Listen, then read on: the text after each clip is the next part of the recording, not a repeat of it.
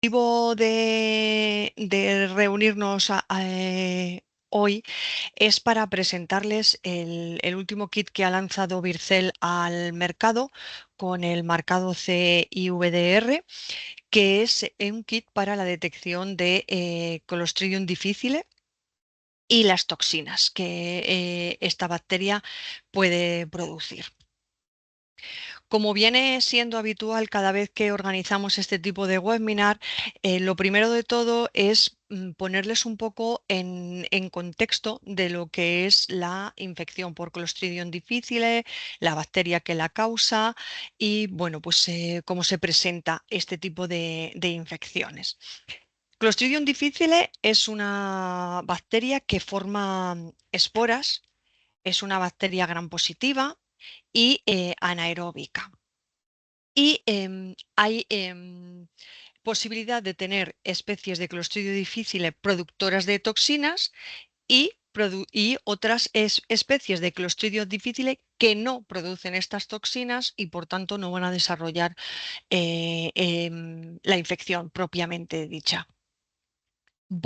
Ambas especies están presentes de forma natural y representan en torno al 1 o 3% de la flora habitual que existe en los adultos humanos. También se ha visto que existe en edades pediátricas, en torno a niños de 2 o 3 años. De hecho, es una población de riesgo porque a veces cuando se presentan diarreas, se va a buscar Clostridium, pero antes deberíamos buscar otras posibles causas. En cualquier caso, eh, está presente de manera natural, que normalmente no causa ningún tipo de infección, y cuando se producen una serie de alteraciones se puede dar lugar a esta infección. El contagio principalmente es vía fecal oral habitualmente, pero es una enfermedad que está directamente asociada a las infecciones que se generan cuando el paciente está en el hospital. Es hospital dependiente, podríamos decirlo así. Y esta bacteria, aparte de en estas situaciones y transmisión fecal-oral, podría darse el caso de que diferentes superficies en el hospital pudieran estar infectadas principalmente por esporas, y a través de ir tocando estas superficies y posteriormente al paciente se podría generar esta infección.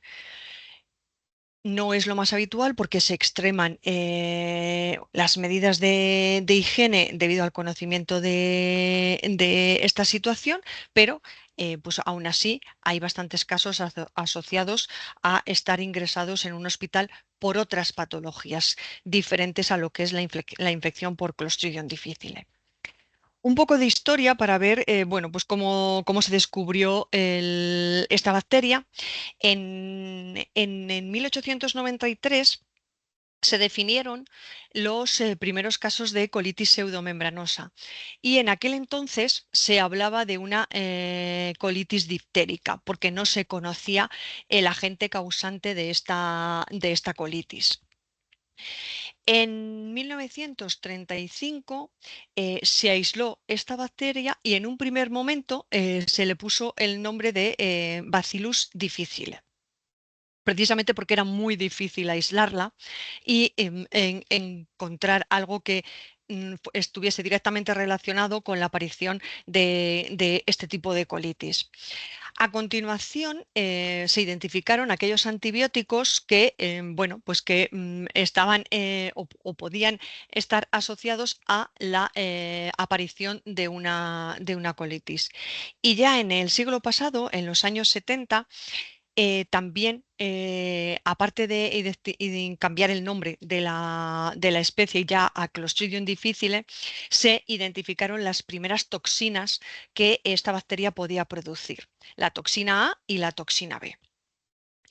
Posteriormente se estudiaron diferentes posibles tratamientos con vancomicina o metronidazol principalmente, y a finales de los años 80 se identificó una nueva toxina, que era la toxina binaria, que parece que era mucho más agresiva que las toxinas A y B.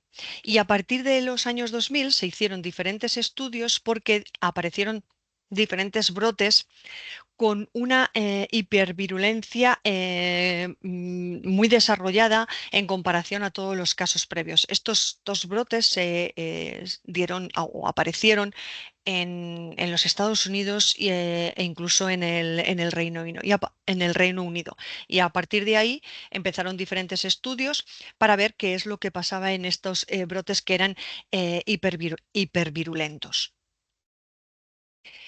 De hecho, ahora mismo, para poner un poco en contexto lo que esta infección representa, se estima que en Estados Unidos hay alrededor de medio millón de infecciones al año causadas por Clostridium difficile.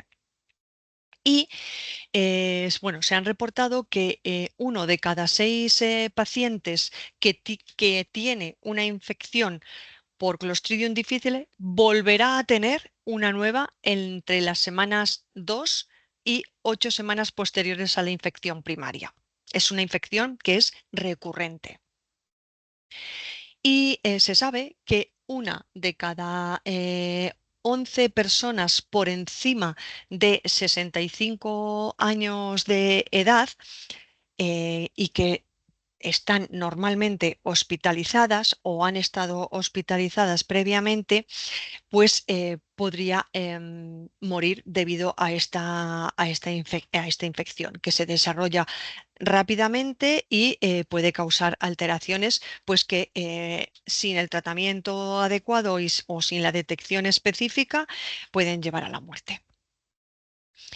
Em, la infección por Clostridium difficile va desde pacientes que son completamente asintomáticos hasta pacientes, como decía previamente, que pueden desarrollar un cuadro muy severo y llevando incluso eso a la muerte, como puede ser la colitis pseudomembranosa que mencionábamos antes o incluso el megacolon tóxico, entre otras. Y por tanto, todo esto hace que la infección por Clostridium difficile ahora mismo sea pues un reto para la sanidad pública a todos los niveles porque tiene una alta capacidad para transmitirse y está asociada a una gran morbilidad y mortalidad en todo el mundo. Y algo que es característico de esta infección es que está directamente relacionado al uso de antibióticos.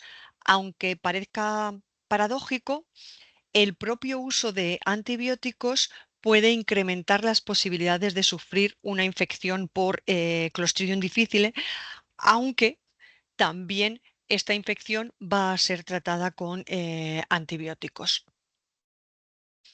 Y se recomienda, cuando se ha tenido una infección por Clostridium difficile, que hasta que no desaparezcan completamente los síntomas asociados a esta infección, es por las razones de alta transmisión que se asocian a esta infección, es mejor, bueno, pues quedarse en casa y no volver o bien al trabajo o bien a la escuela, si es el caso de niños, para evitar posibles transmisiones por contacto.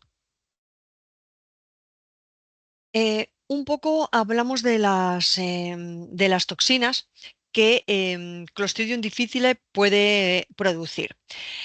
Como he comentado en unas diapositivas previas, las primeras toxinas que se describieron fueron la toxina A y la toxina B, que son factores muy virulentos para generar esta infección por Clostridium difficile. Normalmente, cuando hay una infección, se producen los dos tipos de toxina, tanto la toxina A como la toxina B, que aparece en aquellas cepas que son productoras de toxinas, donde hay un locus específico, denominado el locus PALOC, que contiene los genes que van a dar lugar a la expresión de estas dos toxinas, mientras que en especies no productoras de toxinas, este locus no está presente. Se ha asociado la toxina A con un poder enterotóxico más habitualmente que la toxina B, mientras que la toxina B principalmente tiene un efecto citotóxico sobre las células. Y bueno, hay muchos estudios intentando ver si siempre que están las dos toxinas se produce una infección, si es más grave, si es menos grave, y hay un poco para todos los gustos. Pero parece ser que las infecciones que suelen cursar de manera más agresiva están más relacionadas con especies que producen la toxina B principalmente. ¿Qué es lo que pasa? Sin entrar en detalles a nivel molecular de todos los cambios que se producen en las células cuando se generan estas toxinas. Pues estas toxinas lo que van a hacer es entrar en la célula y ahí van a alterar diferentes vías de señalización intracelular, principalmente en estas vías que están asociadas con la señalización intracelular de la proteína Rho, produciendo diferentes daños en la célula, ¿vale? A diferentes niveles también. Con respecto a la toxina binaria, en un principio se asoció muy directamente a el ribotipo 027 de Clostridium difficile, porque en torno a los años 2000, en el 2004, si no recuerdo mal, hubo un brote muy importante en los Estados Unidos donde identificaron por primera vez este ribotipo, el 027, y se vio que contenía la toxina binaria y fue una infección, fue un brote muy, muy agresivo. Fue una de las primeras cepas que se consideraron hipervirulentas. Em, la toxina binaria o CDT codifica para dos genes, el CDTA y el CDTB, que están localizadas en lo que se ha venido a denominar el locus CDT-LOC. Y lo mismo que pasaba antes. Están estas dos toxinas, se expresan dando lugar a la toxina binaria y se genera una infección muy agresiva. En este caso, la toxina binaria a nivel de la célula pues va a dar lugar a diferentes efectos citopáticos que alteran el comportamiento de las células. Y hay numerosos estudios que intentan dilucidar si la toxina binaria junto con las toxinas A y B podrían tener un efecto sinérgico, dando lugar a esta hipervirulencia cuando aparece la toxina binaria en aquellas infecciones que son como más graves. No está claro que sea sinérgico el efecto, pero sí parece que cuando todas las toxinas están presentes, la progresión de la enfermedad va a ser peor, va a tener un peor pronóstico que cuando solo la toxina A, B o simplemente la binaria están presentes en la célula. Em, Por volver a lo del ribotipo 27, cuando se descubrió este ribotipo debido a esos brotes que comentaba, se vio que había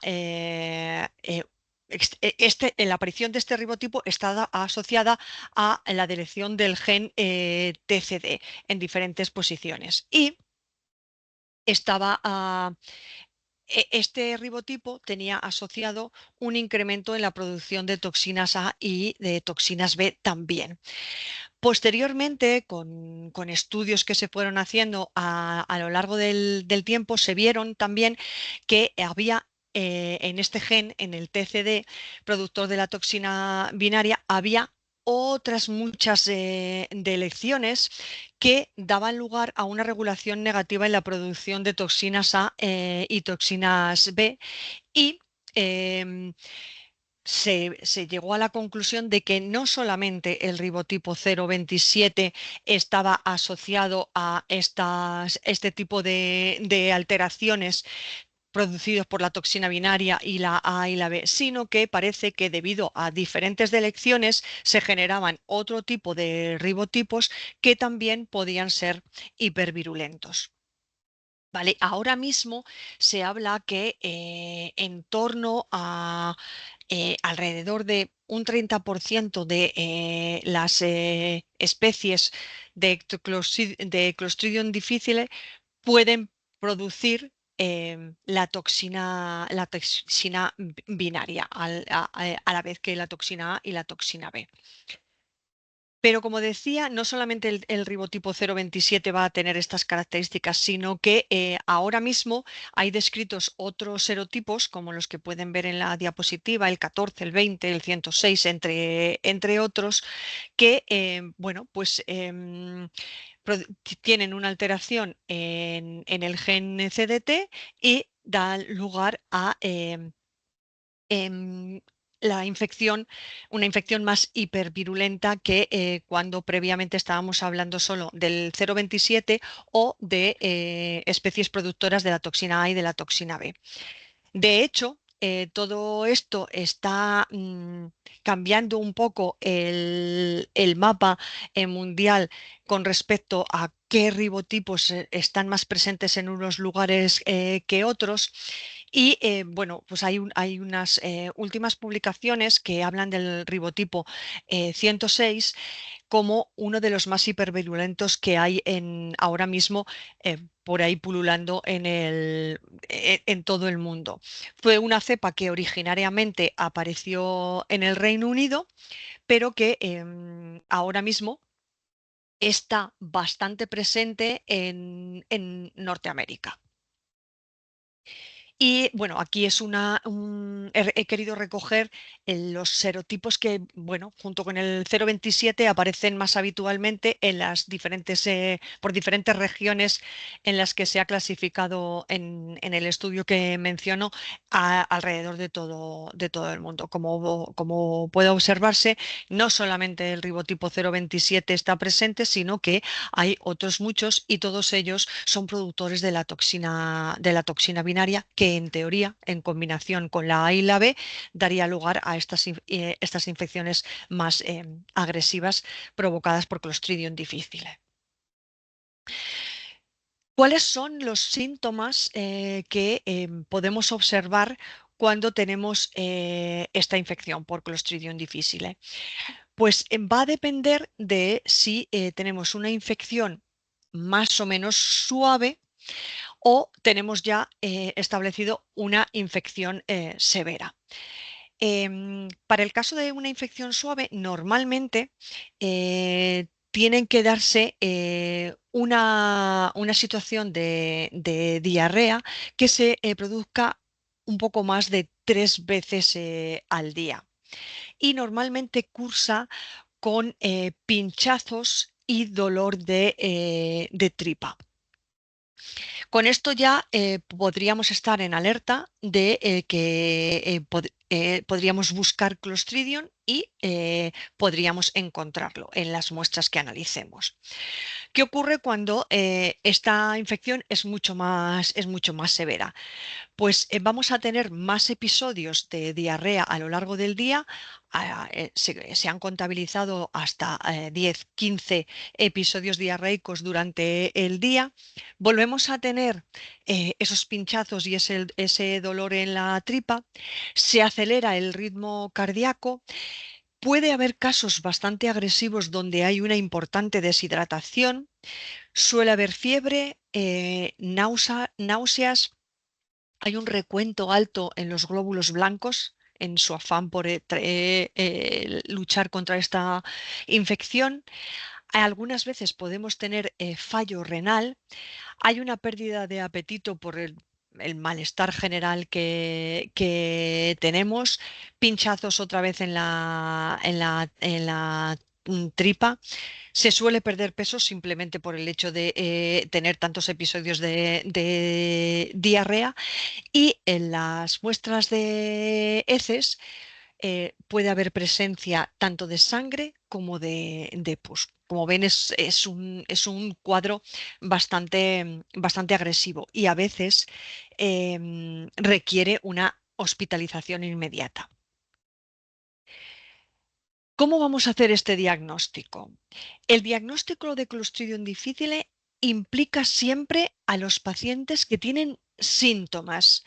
Aquellos pacientes que no cursan con los síntomas mencionados previamente, no es recomendable buscar en las muestras Clostridium difficile. Luego veremos em, algunas puntualizaciones sobre esto.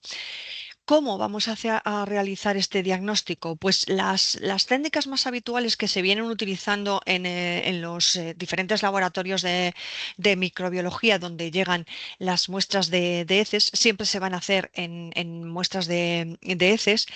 Pues es un compendio de métodos fenotípicos y métodos moleculares que cada vez pues, se están implementando más en los diferentes laboratorios de microbiología. Normalmente se utilizan, por supuesto, los cultivos celulares, son ensayos de neutralización para ver si somos capaces de ver o no crecer esta bacteria, inmunoensayos para poder identificar pues algunas enzimas o las propias toxinas mediante pues ELISAs o test rápidos, y luego ya complementaríamos con los métodos moleculares, y entre ellos la PCR, que es un poco la razón de este webinar de hoy. Hay diferentes aproximaciones que se llevan a cabo en los laboratorios. Siempre recuerdo que el paciente presenta una serie de síntomas que indican que podría tener una infección por Clostridium difficile. Entonces, en función de las diferentes aproximaciones que se llevan a cabo en los laboratorios, pues una vez que se recibe la muestra, mediante ensayos o inmunoensayos, o los laboratorios van a buscar la presencia de la enzima GDH, glutamino deshidrogenasa, porque esta enzima está presente en Clostridium difficile. Veremos las limitaciones que tiene esto en la siguiente diapositiva. Y después también, mediante otros inmunoensayos o diferentes test rápidos, se busca la presencia de las toxinas A o B, o las dos a la vez. Y en función de cómo se correlacionan estos resultados, normalmente cuando hay una positividad para la GDH y en cambio tenemos un resultado negativo para las toxinas, vamos a necesitar ir un paso más allá, donde entrarían en funcionamiento pues los test de biología molecular para ver si hay expresión o no, o si podemos detectar las diferentes toxinas que Clostridium puede producir. Hay otros laboratorios que directamente buscan la GDH, y cuando esta GDH es positiva, pasan directamente a métodos moleculares, directamente sin pasar por diferentes inmunoensayos. A día de hoy, bueno, pues cada laboratorio decide un poco cuál es el algoritmo de trabajo que va a trabajar, con el que va a trabajar, porque ahora mismo están aceptados todos, aunque bien es verdad que el uso de técnicas moleculares se está empezando a recomendar ya en algunas de las guías clínicas para la identificación de Clostridium difficile. Veremos esto a continuación. En cualquier caso, conviene saber que, bueno, pues aunque se sigue utilizando y es útil en el screening de la infección por Clostridium difficile, la detección de GDH tiene una muy buena sensibilidad, pero presenta un problema de especificidad porque no va a distinguir las especies de Clostridio capaces de producir las toxinas de aquellas que no las producen. Es decir, todas las especies de Clostridium difficile van a ser positivas para GDH. ¿De acuerdo? Si de aquí nos movemos a la detección mediante inmunoensayo de las diferentes toxinas, pues aquí tenemos un test que es muy específico, ¿vale? Pero en cambio tiene una sensibilidad muy baja y puede dar lugar, como se ha visto en diferentes estudios, a falsos negativos. Y cuando introducimos los métodos moleculares, principalmente la PCR, pues aquí vamos a aumentar tanto la sensibilidad como la especificidad a la hora de detectar las diferentes toxinas que puede producir Clostridium difficile. Y de hecho, como comentaba antes, en los algoritmos de trabajo, se está sugiriendo que una buena aproximación para tener un estudio un poquito más exacto y preciso, el utilizar estas técnicas moleculares. Em, en general, las estrategias que se siguen ahora mismo en los diferentes laboratorios son estrategias que se llaman o de 3 pasos o de 2 pasos, y todas ellas incluirían la parte de molecular, antes o después. En el algoritmo de 3 pasos, lo que vamos a ver siempre, en el de 3 y en el de 2, vamos a empezar por ver si tenemos producción de GDH, de glutamato deshidrogenasa. Si es negativo, normalmente vamos a parar ahí porque en teoría no tenemos Clostridium difficile, que va a dar lugar a una infección mediante la producción de las toxinas. Y si es positivo, cuando trabajamos con el algoritmo de 3 pasos, a continuación utilizaríamos un inmunoensayo o un test rápido para identificar las toxinas A y B. Si es negativo, pues nos pararíamos ahí, y si es positivo, podríamos dar, perdón, si es positivo, damos un resultado positivo, y si es negativo, sería conveniente hacer una técnica de PCR para poder dilucidar exactamente si la especie de Clostridium difficile que tiene positividad para el glutamato deshidrogenasa, además produce cualquiera de las toxinas, la A, la B, la binaria o la combinación de todas ellas. Y discriminamos así si ya tenemos la muestra positiva o la negativa. Cuando vamos al de 2 pasos, empezaríamos con el screening de GDH también, y en aquellas muestras que sean positivas ya iríamos directamente a buscar mediante técnicas moleculares, mediante PCR, si la muestra presenta Clostridium difficile productor de toxinas o no. Y si es productor de toxinas, evidentemente las vamos a poder identificar. Por lo tanto, y teniendo en cuenta el kit que quiere poner a disposición de todos vosotros Vircel, pues la estrategia deseada podría ser directamente desde la muestra de heces, utilizar eh, el kit de PCR y hacer directamente la diferenciación entre especies de Clostridium difficile productoras de toxina o no productoras de toxina, y nos valdría como un screening directo. Además, con este kit, como veremos en un par de diapositivas, nuestro kit es capaz de detectar las toxinas AB y la toxina binaria directamente. En este sentido, y un poco pues para ver qué implica en un laboratorio de microbiología el algoritmo que se utilice para la detección de clostridios difíciles en términos económicos. Un laboratorio con el que trabajamos en colaboración muchas veces en España, pues nos ha cedido unos datos donde se ha evaluado sobre 1.000 muestras, de las cuales el 5% de estas muestras eran positivas para Clostridium difficile, utilizando diferentes estrategias o diferentes algoritmos, cuál podría ser más económicamente rentable para el laboratorio. E hicieron bueno, pues 3 aproximaciones. La primera, utilizando solo técnicas de inmunoensayo para detectar la toxina A o la toxina B directamente.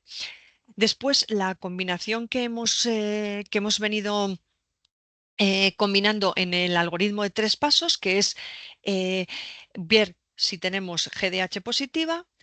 A continuación, si es positiva, ver las toxinas, la A y la B, y donde hay discrepancia, donde tenemos un resultado GDH positivo y toxina negativa, estas muestras que son discrepantes, hacer una técnica molecular utilizando el GeneXpert, que es el método de referencia que se utiliza en este laboratorio, y además el método con el que nuestro kit, se ha comparado para hacer los estudios de performance. Y por último, la aproximación de utilizar solamente el GeneXpert ante un posible caso de Clostridium difficile. Y bueno, pues teniendo en cuenta no solamente el gasto o el coste que representa los kits y demás, sino también pues las veces que hay que repetir porque no se está seguro del resultado, teniendo en cuenta valores de sensibilidad y de especificidad, el gasto de personal, si el paciente está ingresado o no, cuál es el coste de cada día que pasa en el hospital, el coste del tratamiento aplicado, en fin, una serie de factores. Pues ellos nos reportaron que el primer caso, utilizando solo los kits de inmunoensayo para determinar si hay o no toxina A, I o B, era el más caro. Y aquel que combinaba la detección de inmunoensayo con el uso en aquellas muestras que eran discrepantes, una técnica de biología molecular, parece ser que era el más económicamente rentable. Si tenemos en cuenta que el uso de la PCR solamente está incluso por debajo de aquellos casos que se han testado o aquel estudio teniendo en cuenta solo inmunoensayos, y teniendo en cuenta el coste del GeneXpert, que precisamente no es el más barato del mercado, bueno, esto estaría en concordancia con que, pues a lo mejor eh, sería bastante factible introducir un algoritmo trabajando simplemente con técnicas de moleculares con un kit parecido al que tenemos nosotros o con nuestro kit, porque evidentemente nuestro kit va a ser mucho más barato que el de GeneXpert. Así que el algoritmo que sería deseable para poder utilizar nuestro kit, partiendo directamente de las muestras, usando el kit para diferenciar entre muestras positivas para Clostridium difficile, toxigénicas y no toxigénicas, parece que podría tener sentido en los laboratorios, y que además sería coste efectivo, teniendo en cuenta lo caro que para un laboratorio puede ser utilizar única y exclusivamente el GeneXpert. ¿Cómo es el tratamiento? Pues como decía antes, con antibióticos, aun teniendo en cuenta que Clostridium difficile, la infección por Clostridium difficile está asociada al uso de antibióticos. Y para restringir esto, em, aquellos pacientes que no tienen ningún tipo de síntomas, principalmente la diarrea, es totalmente innecesario tratarles, incluso buscar Clostridium difficile, aunque pudiera ser que si lo buscamos, diera positivo para la producción de toxinas, pero no se está generando ningún síntoma, por lo tanto no requiere ningún tipo de tratamiento. E incluso em, cuando sabemos que podemos tener una infección por Clostridium difficile, esta infección puede estar asociada al uso de antibióticos. Pues antes de dar ningún otro antibiótico, normalmente los pacientes suelen mejorar interrumpiendo ese tratamiento antibiótico en la medida de las posibilidades, claro, porque a lo mejor es obligatorio ese tratamiento antibiótico para otra alteración por la que está siendo tratado. Pero si se pudiera hacer simplemente evitando el uso de esos antibióticos durante 2, 3, 4 días, veríamos que la infección por Clostridium difficile revierte. Hay una gama de antibióticos que se recomiendan en función de si tenemos unos síntomas más leves o unos síntomas más agresivos, que está resumido en este cuadro que les presento, pero no, evidentemente no vamos a entrar en detalle en lo que es el tratamiento. Y ahora sí, habiendo visto un poco pues, lo que es el contexto de la infección por Clostridium difficile, comentamos ahora bueno, lo que hemos desarrollado en Bircer. Nuestro kit nos va a permitir detectar cualitativamente e identificar tanto especies toxigénicas de Clostridium difficile, y vamos a poder identificar las toxinas A y B sin diferenciarlas, y la toxina binaria. Y a la vez también vamos a poder detectar especies de Clostridium difficile no toxigénicas mediante el uso de muestras de heces de pacientes adultos y pediátricos en el caso de que tuviéramos una muestra de un niño. Vamos a ofrecer para este kit dos presentaciones. La que acaba en LPD, que supongo que pueden recordar que este formato es una placa de 96 pocillos que se puede separar en tiras de 8 pocillos cada una en función del número de test que sea necesario utilizar. Este formato va a ser para 96 test. Y luego vamos a tener un formato más pequeño de 48 Ts, que es el que acaba en LP, donde directamente suministramos los strips ya separados, en función un poco de cuál sea el flujo de trabajo, en función del número de muestras que recibe un laboratorio determinado, pues será más factible utilizar un test u otro. Aquí vamos a tener 4 dianas para trabajar. Para aquellas especies que no son Clostridium difficile no toxigénicas, vamos a trabajar con el gen TPI, que se va a detectar en el canal de fluorescencia FAM. Y luego vamos a tener las especies productoras de toxinas. Por un lado, vamos a detectar la toxina A y B sin diferenciarlas en el canal de fluorescencia X o BIC, depende del termociclador. Por otro lado, las especies de Clostridium difficile productoras de la toxina binaria, que se detecta en el canal de fluorescencia para Texas Red o ROX, y luego el control interno, como siempre, que se detectaría en el canal de fluorescencia CI5. Y importante para resaltar es que este kit ya se suministra con el marcado CE y VDR, ¿vale?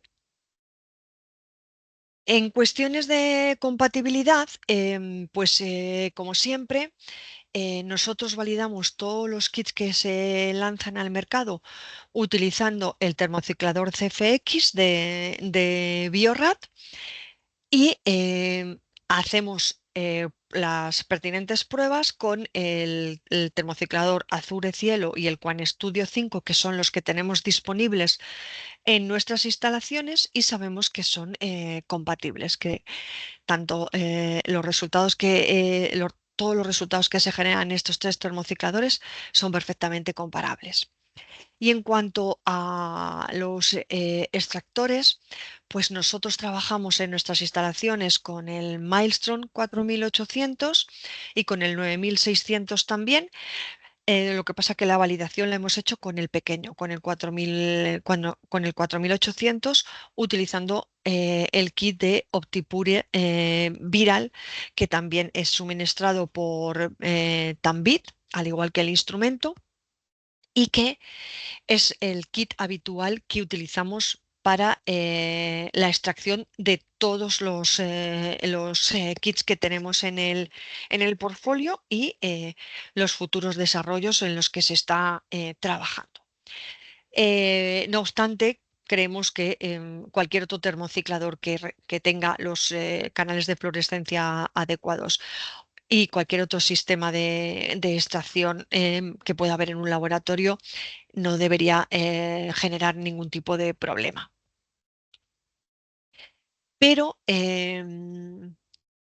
necesitaría especificar en este punto un paso que debido al uso de las muestras de heces tenemos que tener en cuenta, comparado con otros tipos de kit que ya hemos lanzado al mercado, pero que trabajan con otro tipos de muestras y no con muestras de heces. La muestra de heces por sí misma es una muestra muy compleja y entre otras cosas contiene inhibidores de la PCR. Esto es completamente conocido, está publicado que muchas muestras de heces dan lugar a resultados fallidos precisamente debido a la presencia de estos inhibidores. Entonces, a lo largo del proceso de validación de este kit, nosotros nos hemos dado cuenta, al compararnos con el GeneXpert, que había algunos resultados que no eran los que nosotros esperábamos obtener, e incluso con resultados con las muestras que hemos utilizado para hacer los datos de performance que ya estaban previamente caracterizadas no solamente con el GeneXpert, sino también con ensayos, inmunoensayos, para identificar si era GDH positiva o toxinas, especies productoras de toxinas.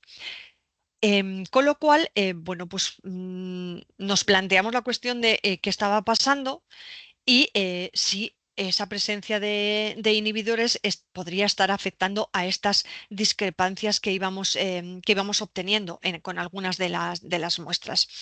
De tal manera que, bueno, pues haciendo diferentes pruebas, utilizando diferentes kits que hay disponibles en el mercado, aparte de el que les he dicho que hemos validado finalmente, eh, mm, fabricamos un kit para manipular estas muestras con un pretratamiento mecánico y químico antes de llevar a cabo lo que es la extracción propiamente dicha. Este kit consiste, bueno, lo hemos llamado Nucleic Acid Lysis Kit, NALK 00001, que, bueno, pues lo hemos fabricado precisamente para muestras que son complejas, como puede ser las heces, debido a la presencia de inhibidores, y también nos va a servir para muestras donde los organismos de los que tenemos que hacer la extracción o los microorganismos, principalmente parásitos, son difíciles de lisar y hacer accesible el material genético que tienen dentro. Esto está mm, más relacionado con kits de gastrointestinal que vamos a sacar próximamente, que ya les informaremos a su debido tiempo. ¿Vale? Entonces, fabricamos este kit y este kit en lo que consiste tiene dos partes. Vamos a suministrar unos tubos que tienen unas bolitas, aparte de un buffer, que es el que nos va a ayudar a retirar los inhibidores de la PCR, y las bolitas nos van mediante una agitación a temperatura ambiente durante un tiempo que veremos a continuación, va a hacer más fácil liberar el material genético o romper esas células, liberando todo lo que está tanto en el citoplasma como en el núcleo de la célula y poder hacer una extracción mucho más eficaz. Aparte de este tubito, con las bolitas y el buffer, vamos a suministrar también la torunda con la que vamos a tener que coger la muestra de heces. Entonces, el kit sería algo así como lo que pueden ver en esta imagen, un 48 tubitos conteniendo las bolitas y el buffer, más 48 torundas. La torunda en este caso es de un material que es como una espuma, porque hemos visto que este material es el que mejor recoge la muestra de heces y sobre todo el que mejor la libera luego cuando lo ponemos en presencia de este vial con las bolitas. ¿Qué es lo que hemos hecho nosotros para poder obtener los mejores rendimientos utilizando el kit que hemos desarrollado? Mediante este kit de pretratamiento, en el que con la torunda cogemos la muestra, la introducimos en el vial, eh, agitamos durante 10 minutos a 3000 revoluciones por minuto, sacamos el vial, veremos que se ha formado mucha espuma, muchísima espuma, hay una capa importante de espuma. Y antes de coger la muestra debemos esperar en torno entre 2 y 5 minutos para que esa espuma se asiente y nos permita coger el volumen donde va a estar lisada la membrana de las células y demás, y nos va a dejar un material mucho más accesible, material genético mucho más accesible, y a continuación pipeteamos, en nuestro caso van a ser 200 microlitros, y vamos a utilizar entonces el kit de Optipure Viral en el Maelstrom para llevar a cabo el proceso de extracción propiamente dicho. Y luego, una vez que ya hemos extraído y purificado el material genético, entonces ese material ya es perfectamente apto para trabajar con el kit de detección de Clostridium difficile, ya siguiendo las instrucciones que se indican en el insert. Hemos tenido que variar. Sí, ¿alguien iba a hacer algún comentario? ¿No? Vale. Entonces sigo. Hemos tenido que variar ligeramente el protocolo de Optipure y, por supuesto, si alguno de ustedes quiere trabajar con nuestra solución completa en lugar de otros kits que puedan encontrar en el mercado, estamos a la disposición de suministrar el protocolo completo de lo que hemos hecho nosotros para que lo puedan reproducir en sus laboratorios. ¿Vale? Y en este sentido, cuando utilizamos este sistema, la solución de pretratamiento más el kit de extracción habitual y nuestro kit de PCR, y lo comparábamos con muestras que previamente se habían analizado mediante el GeneXpert, pues hemos obtenido valores bastante similares a lo que se obtenía directamente con el GeneXpert. Estos datos, algunos CTs están un poquito por encima, otros CTs están un poquito por abajo, otros son bastante iguales. Bueno, vienen a decir que podemos comparar exactamente lo que nosotros hemos conseguido con nuestro kit frente al de referencia que, como les digo, es el de GeneXpert. Estos datos, junto con otros sistemas de extracción que hemos utilizado en el laboratorio, bueno, pues vamos a elaborar una nota técnica para que puedan tener esta comparativa disponible. Como digo, con esos otros sistemas de extracción que nosotros hemos utilizado en el laboratorio y además, pues datos comparando lo que produce o los valores que se han identificado o los resultados que se han obtenido, mejor dicho, utilizando nuestro kit de PCR y resultados que previamente habían sido obtenidos con las técnicas de inmunoensayo. Para hacer los datos de performance, contamos con muestras previamente caracterizadas bien por GeneXpert o bien por inmunoensayo y eso es lo que nos ha servido a nosotros como referencia para poder hacer todos estos estudios. Eso se va a traducir en una nota técnica para compartirla con todos ustedes. Quería mencionar aquí que, bueno, nosotros los mejores resultados que hemos obtenido en general ha sido utilizando eso, el sistema de pretratamiento con el reactivo NALC, el Optipure y nuestro kit de Clostridium. Pero sabemos que hay otros kits en el mercado. De hecho, por ejemplo, uno de los kits con los que nos hemos comparado nosotros es el Kiaam Power Fecal DNA Kit de Kiagen, que también incluyen en sus kits este tratamiento mecánico para hacer más accesible todo lo que hay en el interior de las bacterias en este caso. Y primero rompemos esa membrana, hacemos accesible el material que hay dentro y a partir de ahí podemos llevar a cabo la extracción propiamente dicha.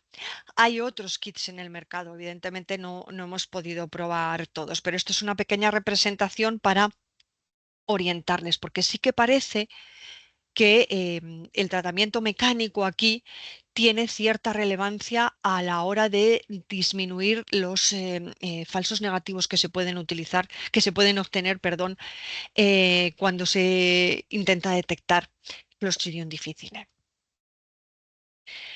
¿Qué interpretación de resultados vamos a tener con el uso del kit?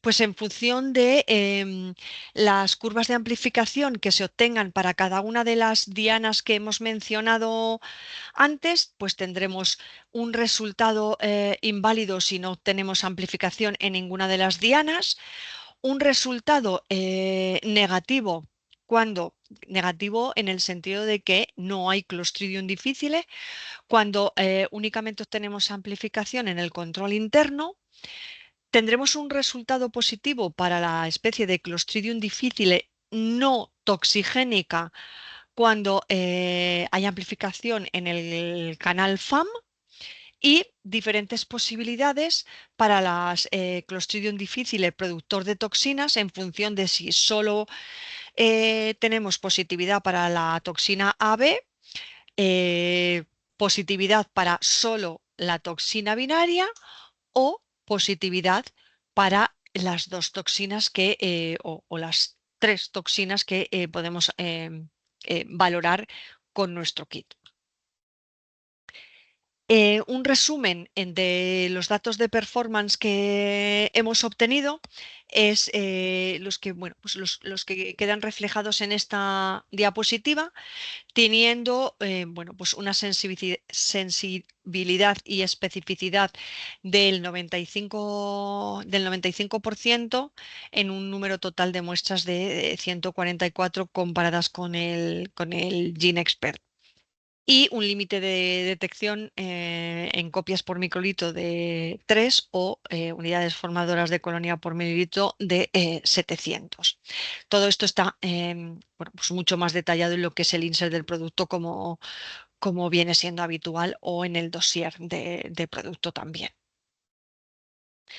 ¿Y cómo podemos posicionar este kit en el mercado? Teniendo en cuenta, pues bueno, pues lo que hay ahora y nosotros qué valor añadido podemos dar. Pues un poco haciendo hincapié en cómo vamos a hacer ese diagnóstico para saber si tenemos Clostridium difficile toxigénico o no toxigénico.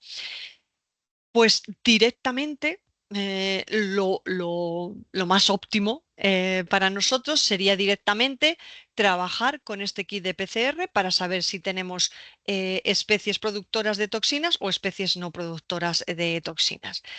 Si esto por diferentes razones no está o es más difícil de implementar, incluso aunque sea coste efectivo, pues intentar desplazar el algoritmo de 3 pasos al de 2 pasos. Es decir, detectamos la GDH positiva y a partir de ahí trabajamos con el kit de PCR para ya directamente saber qué especies son toxigénicas y cuáles no. Y dentro de las que son toxigénicas, podríamos identificar las toxinas correspondientes que puedan estar presentes en la muestra que estamos analizando. Por eso, porque nosotros vamos a poder decir si son toxinas A o B, A y B, perdón, a la vez. No, recuerden que no diferenciamos normalmente pues bueno, pues por los estudios que se han publicado y demás. Eh, Hay una gran mayoría de muestras que van a ser positivas para la toxina B, que estén asociadas a una serie de síntomas que nos lleven a pensar que tenemos una infección por Clostridium difficile. Pero también, además, podemos detectar la toxina binaria, todo a la vez, porque luego hay otros kits en el mercado que o bien detectan solo las toxinas A y B, diferenciando o sin diferenciar, o bien detectan solo la toxina binaria. Y bueno, pues como les decía, importante lo que creo que habitualmente pueden encontrar ahora cuando hay una discrepancia entre muestras que han dado GDH positivo y toxina negativo, pues el kit nuestro sería el kit que podrían elegir los posibles clientes potenciales de utilizar este kit para saber exactamente qué es lo que están teniendo en la muestra. Y aquí, bueno, pues un poco un resumen de lo que pueden encontrar en el mercado ahora mismo en función de la compañía con la que puedan estar trabajando sus clientes y si detectan o no la toxina binaria. Ahora mismo, la mayoría de ellos no detectan la toxina binaria, solamente trabajan con la detección de la toxina A y la toxina B, pero puede ser nuestro kit, por eso puede ser algo que complementa más el diagnóstico de la infección por Clostridium difficile. Y para terminar, pues he recogido aquí, hay una cantidad inmensa de material a través de la web donde, bueno, pues se sugiere un poco cómo es la infección, cómo se produce, cómo se ataja, quiénes son las dianas o las personas más susceptibles de infectarse por Clostridium difficile, cuál es el porcentaje de recurrencia que puede tener esta infección y demás. Y bueno, pues simplemente mostrarle como esta hay muchísimas más, pero bueno, como era el que tienen publicado en la web la CDC, me ha parecido que representaba bastante bien. Todo el merchandising, por decirlo de alguna manera, que hay asociado a intentar prevenir la infección o facilitar el mayor conocimiento posible de lo que esta infección puede implicar. Y bueno, hasta aquí la presentación de hoy y ahora, pues cualquier duda o comentario que puedan tener, pues si puedo, intentaré resolverlo. Uy, esto.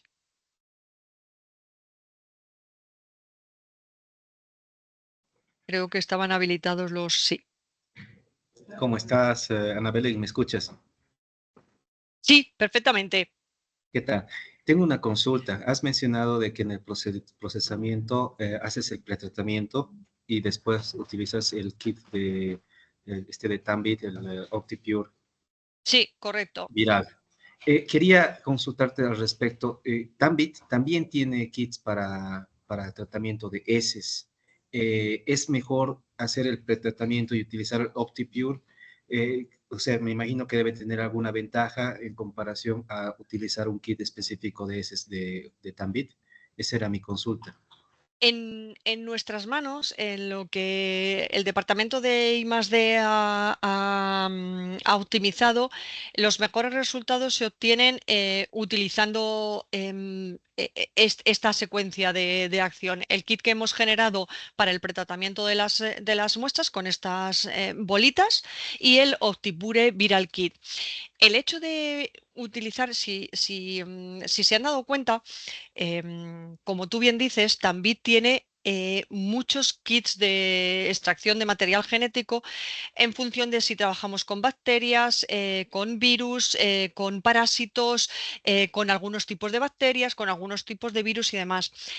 Vircel ha optimizado en concreto el kit de Optipure Viral Kit, el que en teoría sería de origen para patógenos virales, pero nosotros hemos optimizado este kit para poder utilizarlo con todo tipo de patógenos, bien sean virus, bien sean bacterias o bien sean parásitos, ¿vale? Entonces, eh, un poco para ofrecer un único kit para cualquier tipo de muestras y no tener que estar cambiando en función de si tengo bacterias, si tengo virus y demás. Entonces, en nuestras manos, esto es lo que mejor funciona. No quiere decir que otros kits no funcionen, pero como no podemos hacer validaciones de todos los posibles kits que hay en el mercado, al final las condiciones de trabajo nosotros las hemos acotado para que bueno, pues esta sea nuestra mejor opción, sobre todo de cara a poder hacer un estudio comparativo y una performance lo más eficientemente posible en el kit que hemos desarrollado. Lo que comentaba antes de los datos que compartía aquí, en esa nota técnica en la que estoy trabajando, van a ver que aparte de esta opción de trabajar con, digamos, lo que hemos optimizado nosotros, hemos trabajado también con otros kits de extracción y también tenemos buenos resultados. En concreto, el que ofrece también no lo hemos probado, pero por cuestiones de disponibilidad. Directamente nos será más fácil adquirir otros kits que el de Optipure. O el de Tambit, perdón. Entonces, por eso no. Pero estoy convencida de que va a funcionar igualmente bien. Para mí, lo más importante a resaltar aquí es este tratamiento En cuanto a su parte mecánica, en cuanto a la agitación que se va a realizar con las bolitas, porque vamos a tener mejor acceso al material genético. Vamos a romper las células de manera que se va a liberar lo que hay en el interior y a partir de ahí, pues extraemos y purificamos. Nos quitamos todo lo que no es material genético con el kit de extracción y lo vamos a tener más limpio para buscar aquello que queremos. Para saber si tenemos Clostridium o no, utilizando ya luego el kit de PCR. Disculpa que quiero hacer unas preguntas más, por favor, Sí, ya que has abierto el tema de el tener un kit para varios tipos de patógenos, pero también me nace la pregunta de si es lo que nosotros buscamos en realidad acá en Bolivia, en nuestro mercado. Hay muchos laboratorios que tienen equipos de extracción automatizada por perlas magnéticas. sí. Entonces, me nace la pregunta de que tal vez si pueda hacer la prueba o ya se pueda usar tal vez este pretratamiento para tejidos, por ejemplo, o para algunas muestras muy específicas como para la búsqueda de tuberculosis, ¿no? Entonces, Sí, sería muy bueno que en la ficha técnica que vas a compartirnos luego puedan compartir esa información porque realmente estamos buscando que tengamos un kit así como el OptiPure que sea, digamos, muy genérico, pero que se le haga ujú. un pretratamiento a la muestra para que pueda liberarse lo más fácilmente posible los ácidos nucleicos y después nuestra PCR ya lo solucionará. Esa es una de Eh, mis preguntas, espero que sí lo puedas incluir más adelante. Y lo otro es, ¿está disponible este pretratamiento? Nos gustaría probarlo. Es más, también estaríamos abiertos desde este lado a contribuir si es necesario, si es posible, con algún laboratorio acá de referencia para hacer pruebas de distintos tipos de muestras, donde estar implementando para específicamente heces, por ejemplo. Entonces, para Perfecto. nosotros es importante saber si ya podemos importar. Sí, sí, sí. Ahora mismo, Alejandro, ya tanto el kit de PCR como el kit de pretratamiento, el NALC, están disponibles para poder suministrarlo bajo la petición correspondiente. Eso no hay ningún tipo de problema. Solamente en este caso, la parte de logística y el poderte darte una muestra lo tienes que tratar, ya sabes, con David, que es el área manager de tu territorio. David o Paola, ahora mismo creo que sigue siendo David en tu territorio. Entonces, no creo que haya ningún problema, pero está perfectamente disponible. Em, ¿Es y IBD? me parece, ¿perdón? ¿Es IBD? El kit de PCR sí es IVDR. El KILNAC no es necesario porque es un reactivo de laboratorio, entonces no requiere ningún tipo de regulación asociada Perfecto. como pueda ser el PCR. Si Se hubiese puede sido importar. IBD, no lo podíamos importar hasta sacar registro sanitario, pero Es si no está con clasificación, perfecto. Es un reactivo de laboratorio que no necesita ningún tipo de clasificación, entonces es sin problema. Por un lado recibirás el kit de Clostridium, propiamente dicho, el de la PCR, quiero decir, y por otro lado el reactivo que es el NAC. Y me parece muy interesante lo que propones no solamente para trabajar con el kit de Clostridium, que un poco ha sido la intencionalidad del producto, pero este kit se está probando también con el kit de parásitos gastrointestinales que lanzaremos pues muy posiblemente después del verano. Estamos trabajando en diferentes paneles para infecciones gastrointestinales, tanto de bacterias como de virus como de parásitos. Y en el caso de parásitos, lo más probable es que también requiera el uso de este kit, que sería el mismo.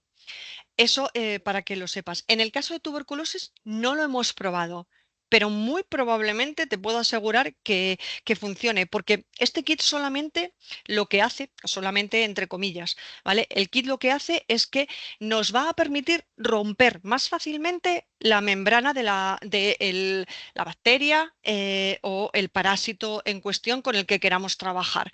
De esta manera, tenemos más accesible lo que hay en el citoplasma y nos va a permitir que el proceso de extracción que iría a continuación sea más eficiente, tengamos una mejor calidad del el material extraído, con lo cual con un kit de tuberculosis casi te aseguro que vas a mejorar el rendimiento. Nosotros no lo hemos validado ahí, no lo hemos probado. Por eso, porque este se diseñó un poco con el foco en Clostridium ante unos resultados que no esperábamos y que, bueno, pues haciendo diferentes estudios dijimos, pues a lo mejor es por eso, porque la muestra de heces es un pelín complicada, tiene una serie de inhibidores que no están presentes en otras muestras y vamos a ver por dónde lo podemos atajar, ¿vale? Y por último, siéntete totalmente libre de contactar con cualquier laboratorio de referencia que pudiera estar interesado en utilizar el kit de Clostridium y ayudarnos con, bueno, pues aparte de con la validación que estamos haciendo nosotros y de la que os compartiré los datos, pero si es una validación o una evaluación que se hace en otro sitio, pues bienvenido sea.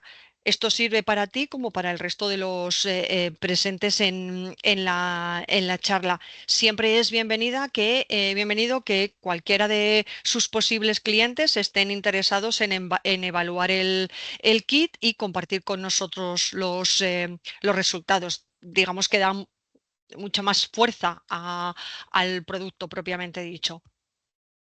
Muchas gracias. ¿Vale? Estaremos entonces en contacto, Ana Belén, al respecto. Gracias De por tu acuerdo. explicación. Fenomenal.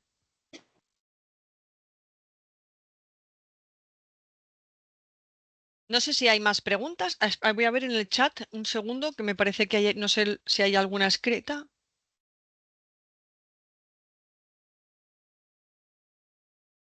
Aquí Nahuel ha preguntado que, dado que los formatos son las presentaciones LPD y LP, quería consultar si el tamaño de los strips son de perfil bajo de 0,1. Nahuel, siempre, todos los kits que tenemos en el portfolio de productos son siempre de perfil bajo y tubos de 0,1 mililitro. Ese es el formato estándar.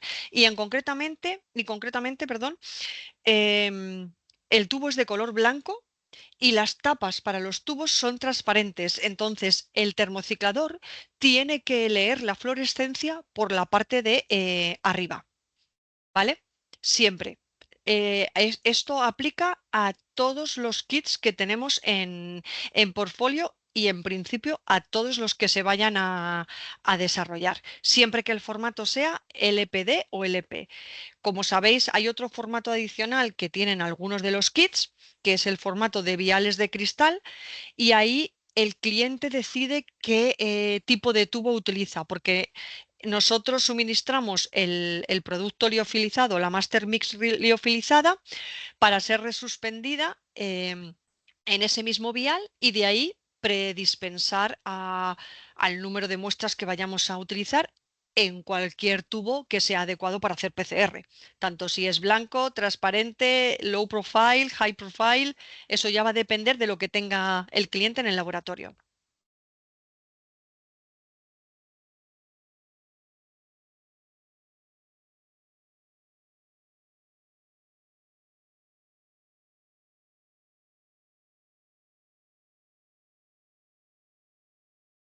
¿Alguna cosa más que os surja?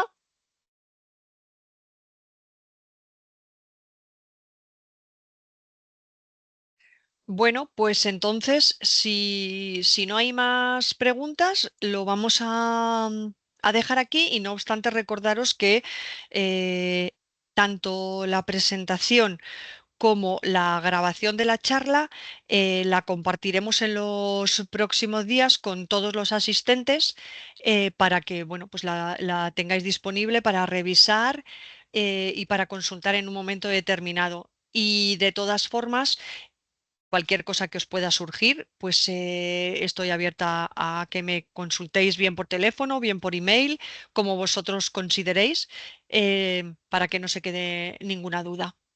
Voy a terminar de... Voy a cerrar la grabación ya. Hoy